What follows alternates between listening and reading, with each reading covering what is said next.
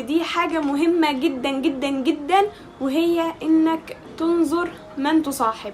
عايزة اقولك حاجة، المجانسة بتكون بالمجالسة، فإن جلست مع المسرور سررت، وإن جلست مع الغافلين غفلت، وإن جلست مع الذاكرين لله ذكرت. فانظر من تصاحب.